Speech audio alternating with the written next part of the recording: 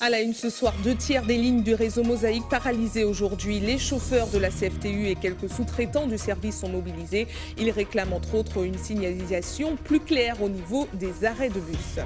Aujourd'hui, journée mondiale sans tabac. Les accros à la cigarette restent nombreux malgré les campagnes de sensibilisation. Nous ferons le point sur les différentes méthodes accessibles chez nous pour arrêter de fumer. Une nouvelle politique de gestion est enclenchée au sein de l'Université des Antilles. Le nouveau président élu en janvier dernier entend donner un nouveau cap à la structure. Objectif, répondre aux attentes des étudiants. Enfin, la situation des réserves naturelles de France est au cœur d'un congrès organisé chez nous. De nombreux rendez-vous sont organisés cette semaine, dont des ateliers en pleine nature. Nous ferons le point avec le directeur de la protection et de l'aménagement du territoire au parc naturel de Martinique, Maurice Veilleur, qui sera notre invité. Bonsoir à tous et bienvenue dans cette tranche info que vous pouvez suivre en direct sur Facebook. Les usagers du réseau Mosaïque ont dû une nouvelle fois se débrouiller par leurs propres moyens aujourd'hui. Depuis hier, tous les chauffeurs de la CFTU et certains sous-traitants sont mobilisés. Ils réclament de meilleures conditions de travail, entre autres une signalisation plus claire au niveau des arrêts de bus ou encore un nouveau revêtement du terminal de la Pointe-Simon. Aujourd'hui, 2/3 des lignes sont restées hors service. Voyez ce reportage de Loïc Richis. Des bus stationnés au siège de Mosaïque.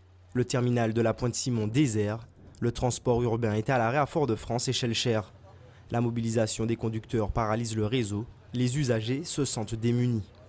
Le fait qu'il n'y ait pas de concurrence ici au niveau du transport, ça permet à la société de faire quelquefois n'importe quoi. Donc je ne dis pas que la grève, ce n'est pas quelque chose de justifié, mais parfois quand même, à chaque fois, prendre un otage comme ça à la population, à la longue, ça devient harassant.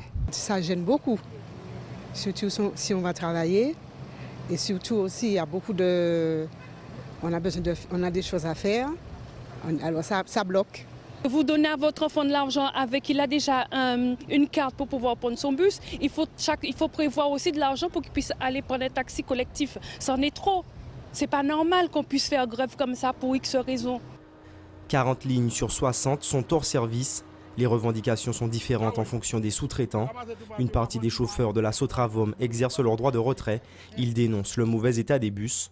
Pour les conducteurs de la CFTU, il s'agit de l'absence de marquage dans certains arrêts. Ils souhaitent un réaménagement de la signalisation. On estime et on le voit concrètement que les marquages au sol ne sont pas respectés à plusieurs endroits, ou notamment des absences de marquage au sol. Et ce qui nous, conducteurs, nous met en danger, le fait de déposer des clients double fil entre les voitures, il peut y avoir effectivement des cyclomoteurs qui passent entre les véhicules et le bus, donc ça crée problème. Pour ce représentant syndical, toute société confondue, il faut aussi trouver des solutions aux problèmes de sécurité. Il faut qu'aujourd'hui, que tous les arrêts, que les conducteurs, quand ils vont travailler, on se sente en sécurité et pas en danger. Et donc, on s'excuse aussi au niveau des usagers pour leur dire que le combat que nous faisons, c'est d'abord pour eux, pour leur sécurité, et puis ensuite pour les conducteurs. En visite sur le terrain durant la journée, les représentants de la KCM se sont engagés à traiter les demandes des conducteurs. Une avancée qui pourrait donc mettre fin au conflit. Où est passé Jérémy Labanard? Une question que se posent les proches de ce jeune homme de 28 ans qui n'a plus donné signe de vie depuis une semaine. Au moment de sa disparition, le mardi 23 mai dernier, il était vêtu d'un jean bleu avec des sandales. Il portait un sac à dos. Il est originaire de Rivière-Salée. Toute personne pouvant apporter des informations qui pourraient faire avancer les recherches est priée de contacter la gendarmerie la plus proche. Autre mauvaise nouvelle, la route de Redoute a été le théâtre d'une fusillade ce midi. Aux alentours de 11h30, 2 hommes ont ouvert le feu sur 2 autres individus qui ont pris la fuite pour se protéger en direction de la cité Bel Horizon. L'un d'entre eux a été blessé par balle à la hanche, l'autre cible a été blessée à la tête. Les tireurs sont activement recherchés par les forces de l'ordre. Aujourd'hui, 31 mai, et c'est la journée mondiale sans tabac. Malgré les nombreuses campagnes pour dissuader les fumeurs, les accros à la cigarette restent nombreux. Il existe pourtant plusieurs méthodes pour changer les mauvaises habitudes, comme l'hypnose, des patchs ou encore des psychothérapies. Alvin Courcy vous en présente quelques-unes. Regardez. Tout le monde le sait, avec plus de 70 substances cancérigènes, le tabac est dangereux pour la santé. Mais ce n'est pas si facile que ça d'arrêter de fumer. Le moyen, c'est de ne pas fumer, parce que ça détruit la santé, ça détruit l'organisme, ça détruit les familles, ça détruit les jeunes. ainsi que la drogue, monsieur. C'est interdit. Je pense qu'il faudrait quand même avoir une certaine volonté de se dire que demain matin, on ne veut plus fumer, quoi. On veut arrêter carrément la cigarette. Un enfant qui a sa maman qui se drogue et qui reçoit la fumée, il est perturbé. Si on fume et on veut s'arrêter, il y a déjà la volonté.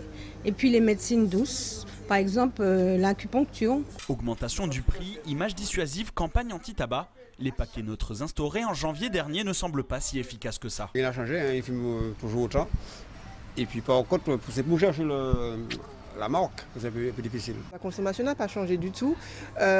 Concernant les photos qui sont sur les paquets, les fumeurs demandent un paquet avec une photo moins choquante. Ça ne les empêche pas de le fumer moins? Non, pas du tout. Il y en a qui achètent par cartouche, à l'unité. Ça n'a rien changé du tout. La cigarette électronique peut être une alternative. Ce vendeur nous a assuré que 95% de ses clients ont arrêté de fumer pour passer au vapotage. Et quand on pose la question des risques qu'elle représente sur la santé, environ 95-96% moins nocif qu'une cigarette à combustion. Et pourquoi?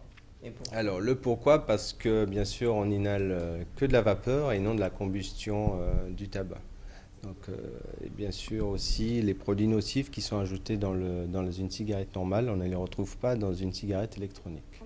Reste la solution médicale, de nouvelles méthodes existent. Tandis que tu te souviens de cette île enfumée, crasseuse, poisseuse, où tu as du mal à respirer. Certains pourraient prendre cette approche pour du charlatanisme et pourtant l'hypnose est reconnue par les autorités sanitaires. C'est une thérapie qui est considérée alternative et complémentaire, qui maintenant a sa place dans les hôpitaux et qui est validée non pas parce qu'elle est scientifiquement prouvée, parce qu'on a encore beaucoup de mal avec les protocoles à évaluer les effets, mais on sait que ça marche, il y a des statistiques quand même. Ceci dit, elle est recommandée sur certains troubles ou certaines pratiques comme l'anesthésie chez les personnes âgées, la douleur et maintenant l'arrêt du tabac et pour plein d'autres indications. L'hypnose est recommandée pour celles et ceux qui ont déjà pris en amont la décision de ne plus toucher une cigarette. C'est ce que je dis d'entrée à mes patients, l'hypnose thérapeutique, c'est quelque chose de respectueux et de très souple. Et on va chercher, envoyer un message à l'inconscient qui est dans la personne. On ne crée rien, on n'invente rien. On va juste dire à la personne, si tu as envie de faire ça, fais-le. Mais les traditionnels patchs ou pastilles, ainsi que les autres substituts prescrits chez votre médecin traitant, restent une formule fiable, même s'il faut surtout travailler sur son comportement. Les traitements vont aider en fait à diminuer le syndrome de manque de la nicotine. Donc il y a plusieurs traitements. Il y a des médicaments et des patchs, gommes qui sont de la nicotine médicaments. Donc on peut associer autant des thérapies comportementales, par exemple, essayer de changer ses habitudes, changer ses rituels, essayer surtout de gérer ses émotions. Par exemple, je suis énervée, je fume, donc essayer de trouver une stratégie alternative. Ça, c'est ce qu'on appelle la dépendance comportementale. Et l'autre côté de la dépendance, c'est la dépendance physique. Et les traitements, dans ces cas-là, aident beaucoup. Le tabagisme actif est responsable de 90% des cancers du poumon en France. En Martinique, 2 fois plus d'hommes que de femmes sont touchés par cette maladie, qui pourrait être évité par bien des moyens. Le tabagisme actif est responsable de 90% des cancers du poumon en France.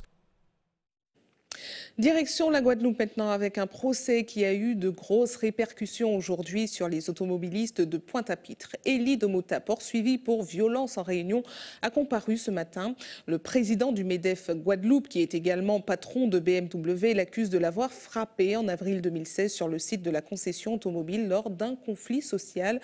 Alors si le procès a finalement été renvoyé au 6 juillet prochain, de nombreux barrages montés par l'UGTG ont bloqué la circulation aux abords du tribunal. Voyez les explications d'Isabelle Amo. Le procès n'aura pas duré bien longtemps aujourd'hui pour faute de dossier incomplet de la partie civile. On a posé à M. Domota, quand il était interrogé, un certain nombre de bonnes vidéos.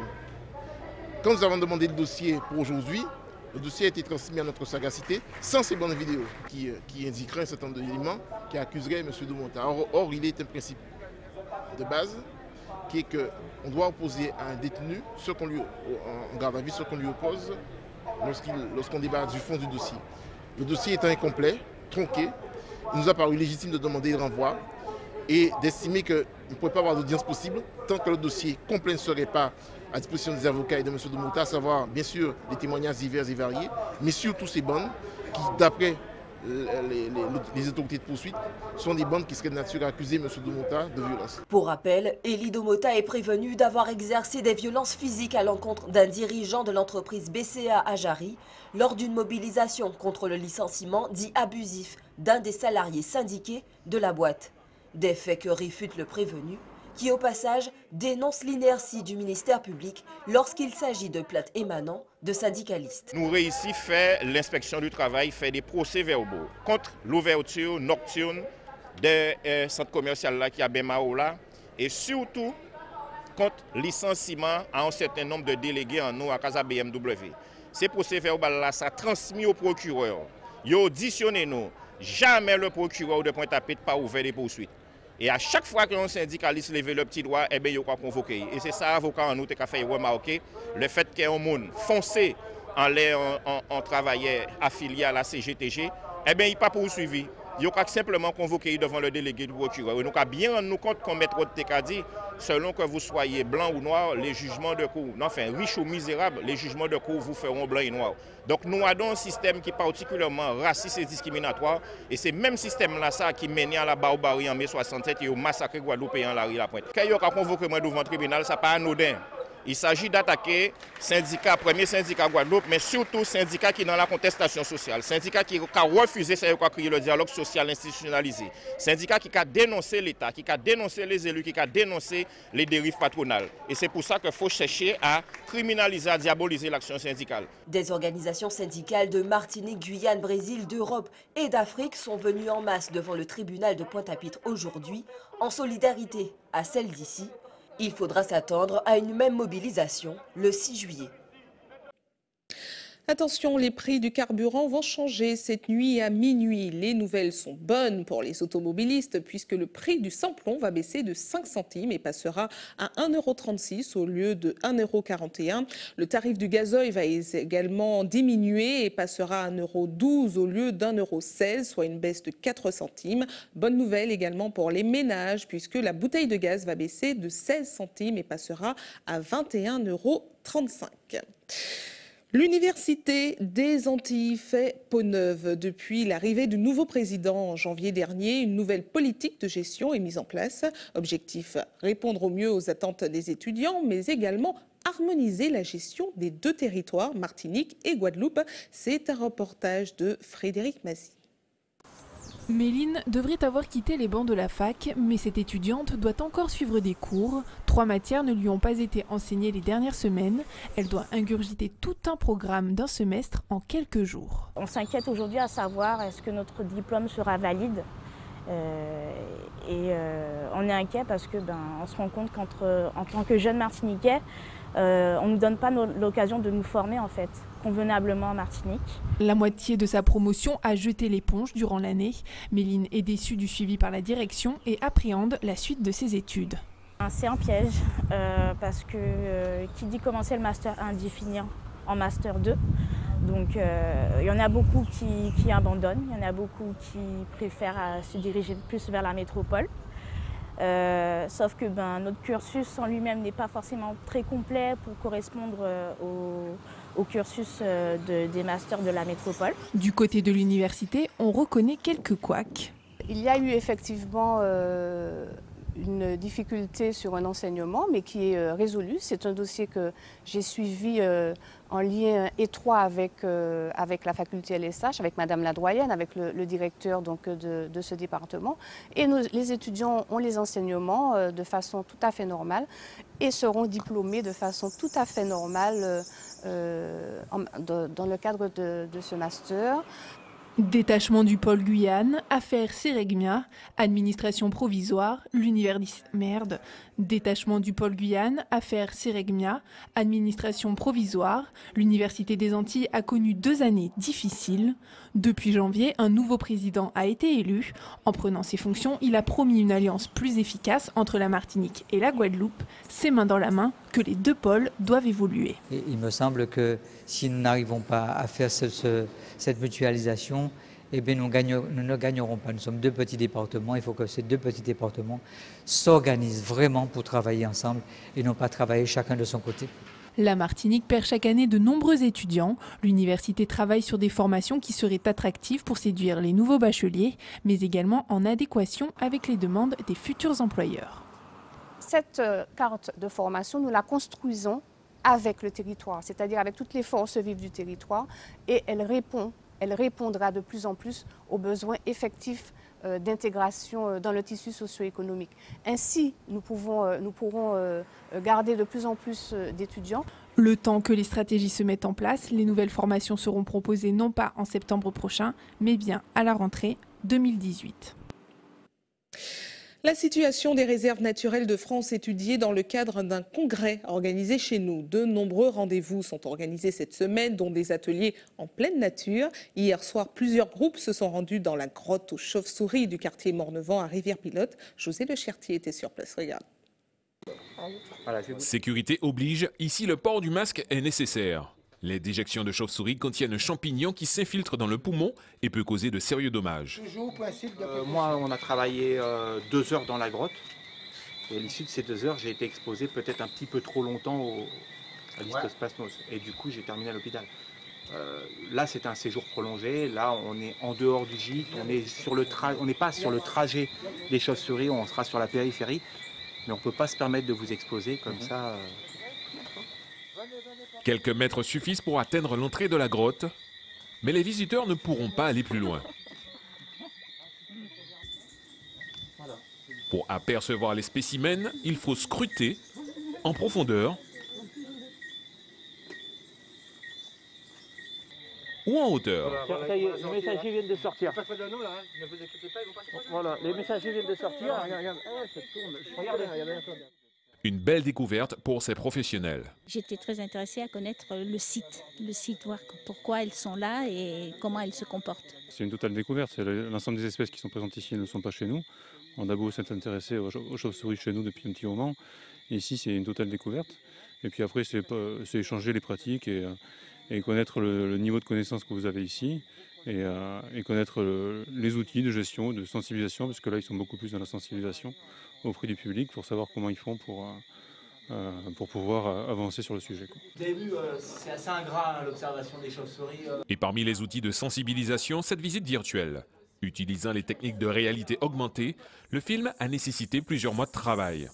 Il permet de voir l'intérieur de la grotte et ses occupants comme si on y était. Les chauves-souris sont des observations assez ingrates à réaliser. En fait, elles se font la nuit, dans des grottes, dans des lieux pas forcément accessibles. Donc le parc souhaitait que le public puisse avoir accès à la valorisation de ces animaux. Donc on a réalisé des visites virtuelles au sein de la grotte et on les a mis sur plusieurs modes de visualisation, à la fois sur un ordinateur grâce à un site internet et à la fois grâce à un smartphone pour faire de la réalité augmentée avec des lunettes. On ne voit pas la grotte puisqu'il faut descendre en spéléologie, donc on ne peut pas la voir. Et donc ça permet de se rendre compte du milieu dans lequel les chauves-souris vivent. Donc c'est hyper intéressant et c'est complémentaire de ce qu'on a vu en fait. En prime, le groupe aura droit à une autre initiation, ce petit cours de créole improvisé. Wou, c'est W-O-U. Wou, woulo. Ba, pour ba, B-A, ba, chauve-souris. Demain, c'est dans la réserve naturelle de Sainte-Anne que nos congressistes exploreront d'autres espèces animales. Beloulo, ba, chauve-souris. Et pour parler plus largement du Congrès national qui est organisé pour la première fois chez nous, nous recevons le directeur de la protection et de l'aménagement du territoire du parc naturel de Martinique, Maurice Veilleur. Bonsoir. Bonsoir. Merci à vous d'avoir accepté notre invitation. Alors, c'est la première fois que ce congrès, qui en est déjà à sa 36e édition, est organisé chez nous. La Martinique compte 3 réserves naturelles. Alors, pouvez-vous nous rappeler quelles sont-elles et à quoi elles servent? Donc, actuellement, en Martinique, il y a donc 2 réserves naturelles nationales, celle de la Caravelle créée en 1976, celle des îlets de Sainte-Anne créée en 1995 et la plus récente, donc la réserve marine régionale donc, du Prêcheur, créée, qui est sous l'autorité de la CTM, créée fin 2014. Alors à quoi servent ces réserves naturelles? Les réserves ont en fait 3 missions principales, protéger les milieux, les espèces végétales ou animales, et également le patrimoine géologique. elles ont aussi pour mission de sensibiliser le public, d'où cette possibilité d'accueillir des visiteurs, et puis également la gestion des sites. Voilà. Alors, pendant ce congrès, vous allez coordonner vos actions au sein des réserves naturelles de France. Qu'en est-il déjà ressorti de ces 3 premiers jours de congrès déjà? Oui. Alors, nous avons pu, à la faveur de plusieurs échanges, différents ateliers, même lors des visites de terrain, au final, faire un peu le bilan suite au congrès qui avait eu lieu donc, en Guadeloupe en 2007, puisque suite à ce congrès, il y a 10 ans, il y a eu donc un réseau de partenaires, de gestionnaires de réserves dites d'outre-mer qui a été créé. Donc nous avons fait ce bilan et un regard croisé avec les collègues qui viennent de la France hexagonale afin de partager les méthodes de travail, bénéficier d'un retour d'expérience. Aujourd'hui, très concrètement, il y a eu plusieurs ateliers également de réflexion, notamment celui qui portait donc sur la question de l'intégration de la recherche dans le cadre de la gestion des réserves. Alors, hier, une visite a été organisée dans la baie de Génipa. On sait qu'il y a eu de nombreuses oppositions quant à la construction d'un centre commercial à Génipa, qui a agrandi son parking depuis. Le thème de la visite d'hier était concilier activité humaine et la protection de la nature. Alors, quel est votre point de vue justement sur la construction de ce centre commercial? Est-ce que c'est possible de concilier justement l'activité humaine et la préservation de nos sites? Alors, il est possible de concilier activité humaine et préservation des sites. Alors, je voudrais quand même préciser, le centre commercial existe, mais il n'est pas dans le périmètre qui est concerné. Oui, mais par rapport aux oppositions. Oui, non, je précise, il n'est pas concerné. En fait, il y a un projet un projet de réserve dans la baie de Génipa, voilà, c'est ça? Dont la procédure de création a été lancée le 19 mai dernier, suite à la délibération de l'Assemblée de Martinique, qui a lancé officiellement la procédure de création de la réserve. Elle sera où cette réserve exactement? Qui concerne 1200 hectares de mangroves de la baie de Génipa. Et il y a également un périmètre en mer et une zone tampon en arrière mangrove. Mais donc, pour qu'on visualise, elle est où par rapport au centre commercial, par exemple? C'est la zone de mangrove, en fait.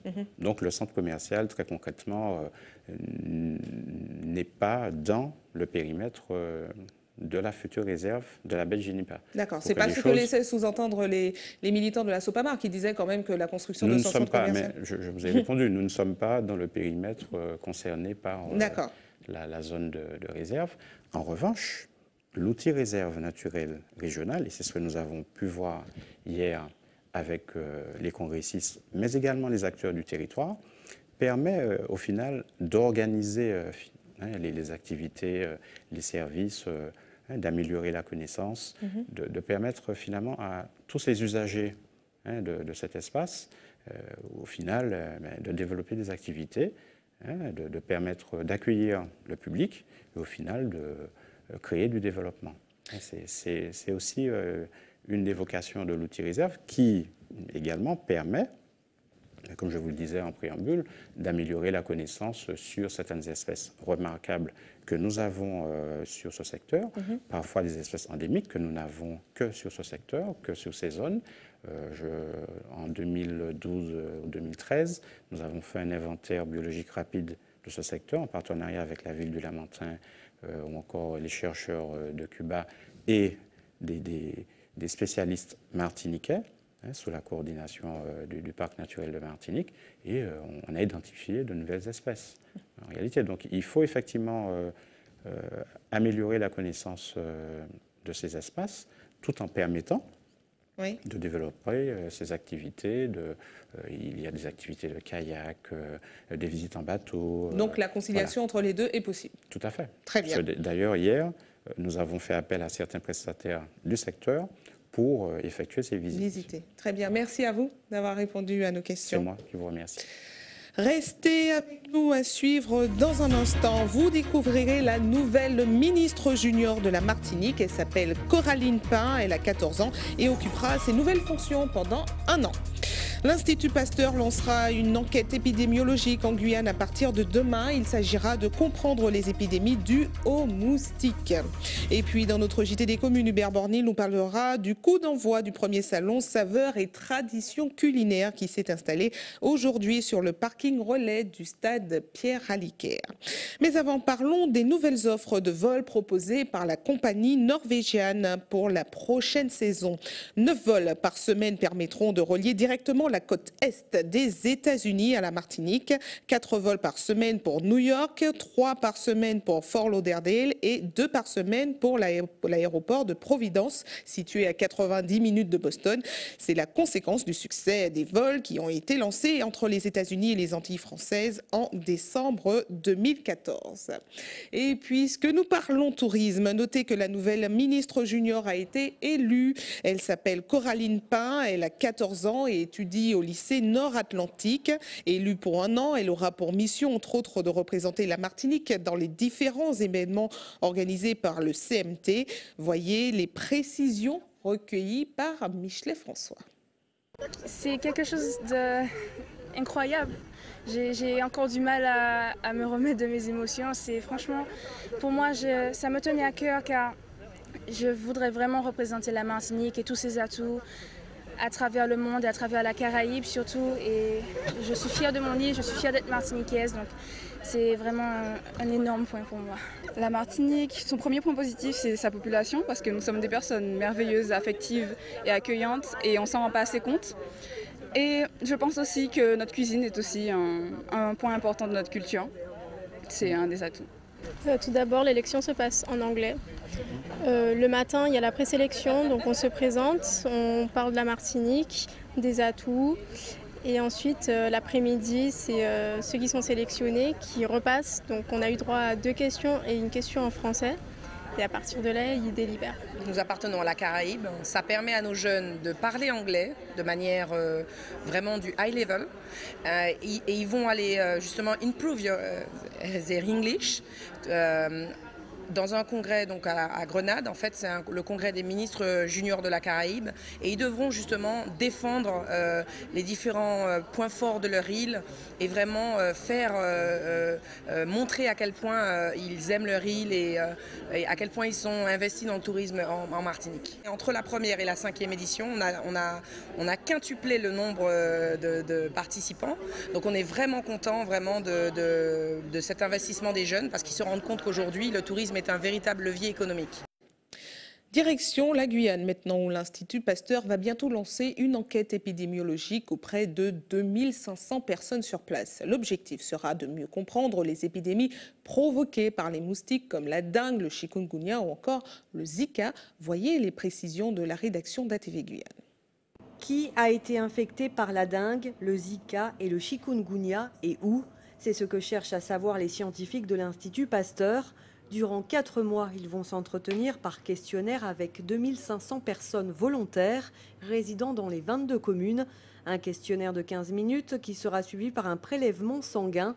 L'enquête est anonyme. Son objectif, comprendre pour mieux anticiper. La finalité de cette étude, non seulement c'est d'estimer l'impact des épidémies, mais ça permettra vraiment d'anticiper un peu le risque parce qu'on aura pu comprendre un certain nombre d'informations sur les épidémies qui sont passées, comment elles se sont propagées sur le territoire. Et dans l'avenir, on pourra essayer d'anticiper ce risque-là et permettre aux autorités sanitaires de mieux contrôler, de mieux lutter contre ces épidémies qui, on le sait, ont un impact sanitaire, social et économique assez important dans un département comme la Guyane. Actuellement, les données chiffrées fournies par les bulletins épidémiologiques se fondent sur des cas avérés ou évocateurs. Un certain nombre de personnes infectées ne présentent aucun symptôme. Le nombre de personnes touchées par un ou plusieurs de ces virus semble donc être sous-estimé. Quand on a un bilan épidémiologique qui permet de savoir qu'il y a 5% de la population qui a consulté un médecin généraliste ou un centre de santé dans les zones de l'intérieur, nous on sait très bien qu'on aura des niveaux de séroprévalence qui seront au-delà de 5%. Après, ça va être difficile d'imaginer tout de suite quels sont les niveaux, mais justement d'ici quelques mois, on sera capable de savoir si c'est 50%, 20%, 60% de la population qui a déjà été touchée. Les premiers résultats de l'enquête seront connus à la fin de l'année. À noter qu'un livret d'information a été édité pour expliquer le déroulement de cette enquête. De retour en Martinique avec le salon interéditeur scolaire qui rencontre un vif succès. 300 visiteurs s'y sont rendus cette année. Les enseignants peuvent y trouver de nouveaux supports et outils de travail. Une programmation quelque peu perturbée par la disparition d'un des piliers de l'édition en Martinique, Émile Desormeaux. L'homme avait publié de nombreux ouvrages dont l'encyclopédie des Antilles et de la Guyane. Voyez la réaction de la responsable du salon du livre qui s'exprime face à la caméra de Frédéric Mazy.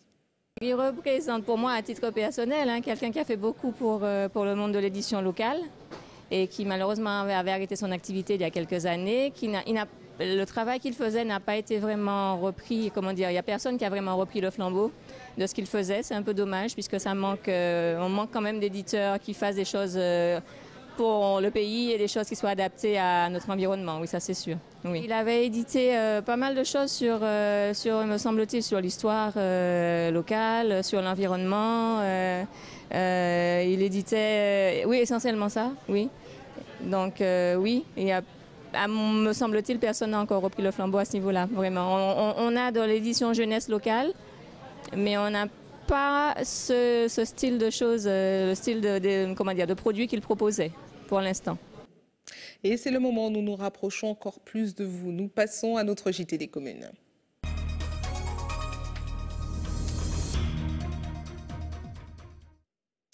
Un JT des communes qui commence à Fort-de-France. Le premier salon saveurs et traditions culinaires a ouvert ses portes ce matin sur le parking relais du stade Pierre-Aliquer. Le public est invité à découvrir des produits innovants dans le secteur de l'alimentation. Hubert Bornil et José Le Chertier se sont rendus sur place. Regardez. On peut dire que la manifestation a commencé bien timidement aujourd'hui. On attend le gros du public pour la fin de la semaine. Bon, il paraît que c'est surtout le temps qui a probablement gêné les personnes, mais en tout cas, il y a déjà de belles choses à découvrir ici. L'association Marchand Foyal, à l'initiative de cet événement, a vu grand pour cette première édition. Tous les secteurs de l'alimentation, de l'agriculture et autres structures de transformation sont représentés au moins pour les premiers stands installés. Comme ici, une jeune entreprise qui propose un spice made in Martinique. C'est une liqueur à base d'épices aromatisées aux fruits. On a 3 parfums, passion, cassis et fraises. À base les épices, c'est de la cannelle, muscade, girofle, bois d'Inde, anis étoilé. La tradition n'est pas en reste avec les fameuses tablettes coco d'antan, locho, totote fruits à pain. D'ailleurs, c'est l'un des stands les plus en vue. Ils sont très contents de retrouver les confiseries d'antan. Les enfants aussi découvrent, mais il y en a qui connaissent déjà parce qu'ils viennent à l'entreprise, les enfants viennent à l'entreprise découvrir les filibés. Donc ce qui fait qu'ils sont, même les grands, ils sont émerveillés de voir par exemple les tototes de fruits à pain. Tendance à disparaître, mais il y en a toujours à deux caprices, les chats glacés, les lochos, tout ça. Donc les gens sont émerveillés de revoir. Ça revient alors. Ça revient. Sans parler de l'incontournable rendez-vous avec les légumes pays, évidemment, les premiers arrivés seront les mieux servis, comme on dit, bœuf d'auvent, bouet de l'eau-clé. Un grand moment de partage et de découverte aussi avec le vin local, réalisé sans raisin, mais avec d'autres fruits du pays. Ça donne quoi? Ça donne qu'on sent bien le goût de l'ananas, que c'est sucré, c'est pas trop acide en bouche. Mais voilà, c'est une bonne idée à poursuivre. C'est bien anti-coup pour le départ, anti-patate. Et puis ça c'est bon du vin pays, du vin local qui est là papa, réalisé aux fruits du pays. Bonne année. À consommer avec modération. Quelques informations pratiques avant de refermer cette édition. Notez que l'école maternelle de Moulin-à-Vent Robert sera fermée demain en raison d'une invasion d'abeilles. Une équipe d'apiculteurs intervient dans l'établissement pour enlever les ruches et sécuriser le site. La réouverture est prévue ce vendredi. Les parents sont priés de prendre leurs dispositions. Autre information pratique pour ceux qui souhaitent faire un don de sang demain. Un camion de l'EFS sera stationné de 8h à 13h sur la place des Ararouac, en bas de l'hôtel de ville de Schellcher. Comme chaque jour ouvré, une équipe sera également à votre disposition de 9h à 16h à la maison du don au CHU. Pierre Zobda-Kitman au quartier Laménard à Fort-de-France. Et c'est la fin de votre journal local et régional. Mais ne bougez pas, on se retrouve dans quelques instants avec Francesca. À tout de suite.